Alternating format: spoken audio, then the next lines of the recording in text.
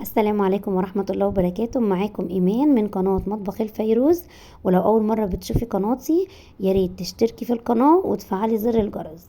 هنعمل النهاردة مع بعض كيك شوكولاتة، حجم عائلي وسريعة وسهلة وكلها في الخلاط وبصوص شوكولاتة حلو جدا. شايفين طالعة معانا عاملة ازاي؟ كملي معايا الفيديو للآخر عشان تعرفي عملناها ازاي واقولك على كل التفاصيل اللي هتطلعها معاكي بالطريقة دي. كيكة ارتفاعها حلو قوي. هنا بقى هبدأ أضيف المكونات بتاعتنا 4 بيضات، كوباية زيت. أنا هنا مستخدمة الكوباية المج العادي 250 مللي يا جماعة الكوباية دي، وكوباية لبن، وكوباية ونص سكر، وكيس فانيليا، ومعلقة خل كبيرة. الخل بيدي الكيكة هشاشة حلوة قوي. نضربهم بقى مع بعض في خلاط كويس جدا. ابدأ بقى هنا جهز المكونات الجافة. عندي كوبايتين دقيق ما هنخلهم كويس جدا. الخطوة دي مهمة ما تستغنيش عنها، الدقيق المنخول بيخلي الكيكة هشة قوي. واضيف عليهم ربع كوباية كاكاو. استخدمي نوعية كاكاو كويسة عشان يطلع معاكي كيكة تطلع معاكي كويسة ما فيهاش قرقشة.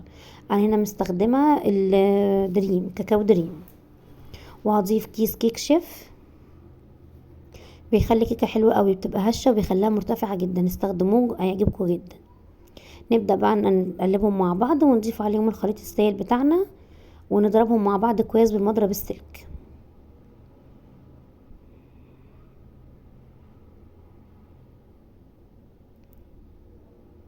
الطريقة دي سهلة قوي، يعني مش هتاخد منك والله اكتر من نص ساعة وهتكون خلصانة. يعني مدة السوا كمان، يعني ان انت تجهزيها وتستوي نص ساعة. هنا بقى جبت بقية الدقيق اللي في الجوانب، تبدأي تجيبيه عشان في دقيق بيبقى لسه ما ضربش كويس. هنا خلاص كده بقت جاهزة معانا. دي هنا الصينية المربعة الكبيرة، انا مش عارفة مقاسها كام بالظبط، بس هي اكبر صينية في الطقم الصواني المربع. دهنتها سمنة وضفت لها رشة كاكاو. شايفين بقى الخليط بتاعنا، احنا عايزين السمك كده الوسط. هنا بقى بدأت اجهز الفرن بتاعي على درجة حرارة 180. دخلتها قعدت معايا بالظبط 25 دقيقة. وكل فرن يا جماعة حسب التسوية بتاعته، انت عارفة فرنك نظامه ايه. ابدأ بقى اجهز صوص الشوكولاتة. ده قالب شوكولاتة دريم 100 جرام.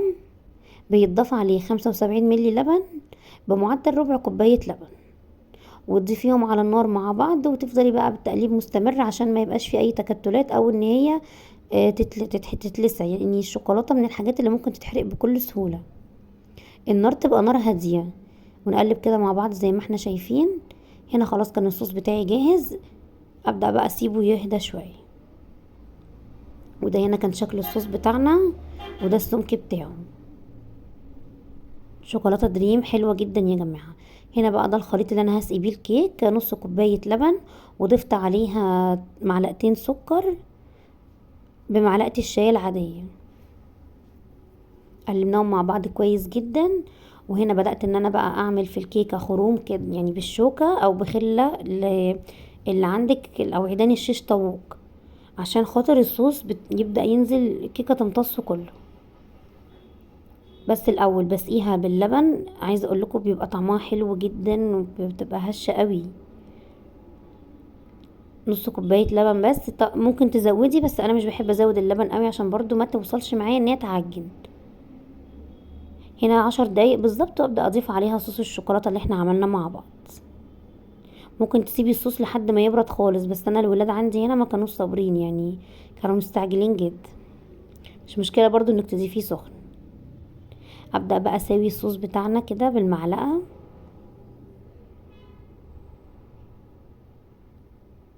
شايفين اللمعه اللي فيه دي؟ انا ما ضفتلوش زيت ولا اي حاجه. هي نوعيه الشوكولاته نفسها كويسه. نوعيه الشوكولاته في الطريقه دي بتفرق قوي.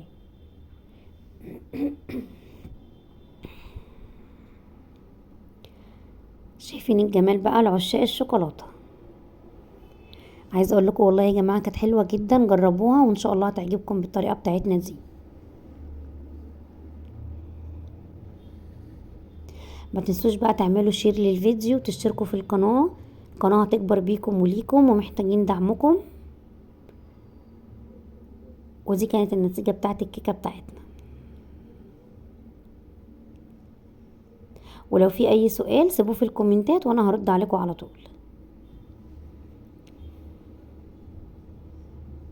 اللمعة دي على فكرة في الشوكولاتة نفسها، انا مش عاملة اي حاجة في الصورة خالص.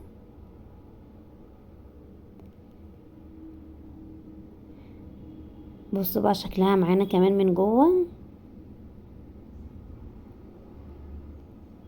جربوها وان شاء الله تعجبكم. والسلام عليكم ورحمة الله وبركاته.